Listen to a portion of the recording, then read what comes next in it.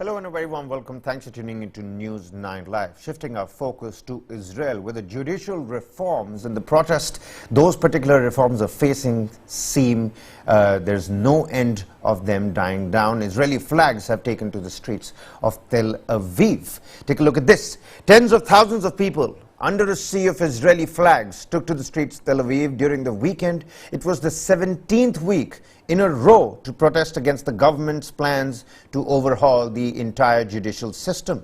For more than 3 months, hundreds of thousands of people have repeatedly taken to the streets week after week to demonstrate against the plan, crippling major highways and city streets as they accuse Israeli Prime Minister Benjamin Netanyahu of pushing the country towards a dictatorship. The demonstrations have been ongoing since the beginning of the year, and the organizers plan to continue despite Netanyahu delaying the changes last month. The leaders of the mass protests want the proposals scrapped altogether. Never surrender reads the banners that demonstrators hold at a protest in Tel Aviv, which is Israel's economic hub. Smaller demonstrations were reported in several parts of the country as well. Protesters argue the proposed changes threaten Israel's democratic values, hurting a system of checks and balances and concentrating authority in the hands of Benjamin Netanyahu and his extremist allies. They also say that the Prime Minister has a conflict of interest in trying to reshape the nation's legal system at a time when he himself is on trial. Such changes would result in weakening the Supreme Court, giving Parliament, which is controlled by Netanyahu's allies, authority to overturn its rulings and limiting its ability to review the laws. The protest gained support from the military's elite reserve force, the businesses and large sectors of the Israeli community.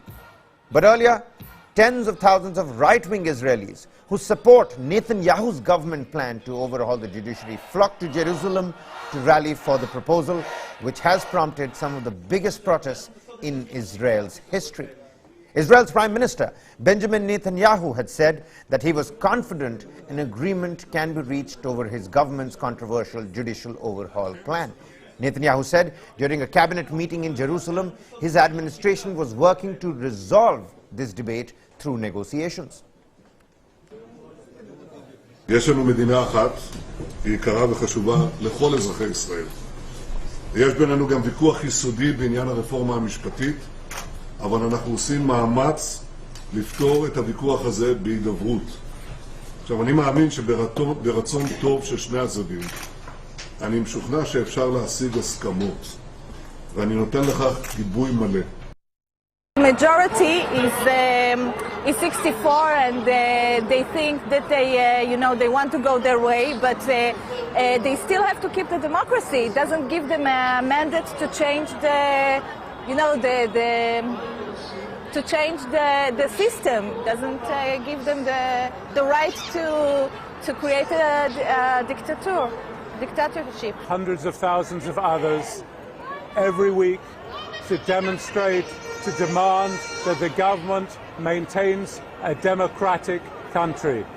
Without democracy, we don't have a health system, we don't have justice, and our whole Zionist dream will fail.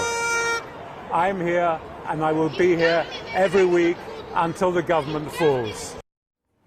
Now, Netanyahu was forced to delay the plan after it triggered unprecedented street protests and a spiraling domestic crisis. If an agreement can be reached in the coming weeks remains a particular question after the tumultuous period in which positions only appear to have hardened. The overhaul would give Netanyahu, who is on trial on corruption charges, and his allies the final say in appointing the nation's judges. It would also give the Parliament, which is controlled by his particular allies, authority to overturn Supreme Court decisions and limit the court's ability to review laws.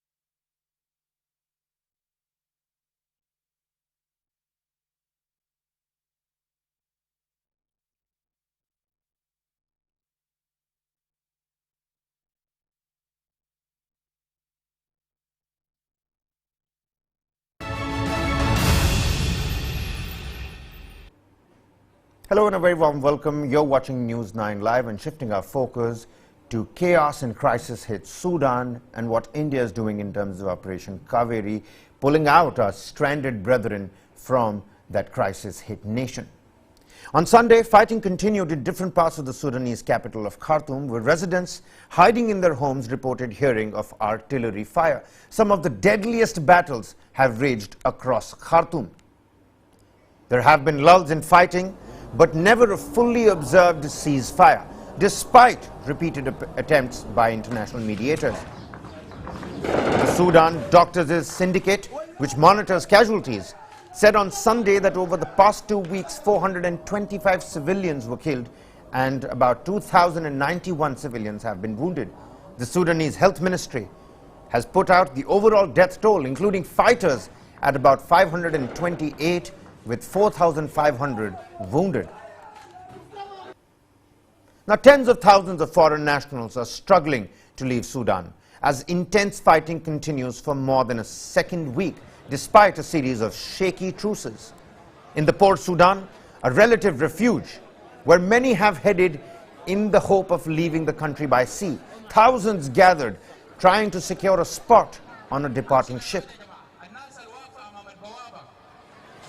Many of them are Syrians who came to Sudan in the first place to escape their own country's conflict and build a new life.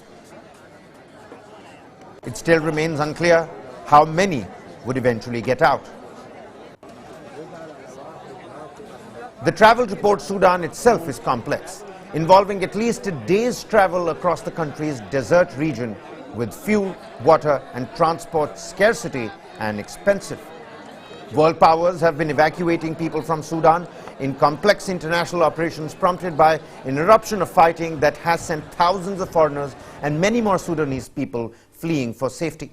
But many nationalities have struggled to find ways out of the fray, including some from war-torn Syria, Yemen, and other African countries as well.